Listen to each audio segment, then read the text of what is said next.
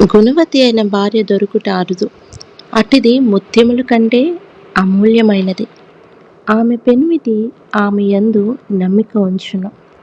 అతని లాభప్రాప్తికి వెలితి కలుగదు.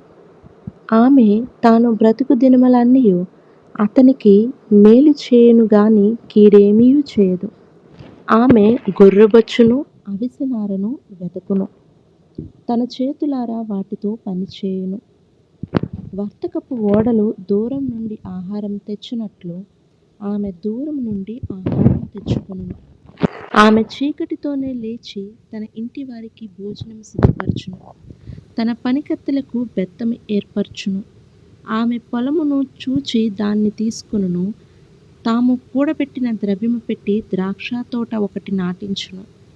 ఆమె నడికట్టు చేత నడుము బలపరుచుకుని చేతులతో బలముగా పనిచేయును. తన వ్యాపార లాభము అనుభవముచే తెలుసుకొనును. రాత్రివేళ ఆమె దీపము ఆరిపోదు. ఆమె పంటను చేత పట్టుకొనును. తన వేళ్లతో కుదురు పట్టుకొని వడుకును. దీనులకు తన చెయ్యి చాపును, దరిద్రులకు తన చేతులు చాపును. తన ఇంటి వారికి చలి తగులునని భయపడదు. ఆమె ఇంటి వారందరూ రక్తవర్ణపు వస్త్రమును ధరించుకున్నవారు.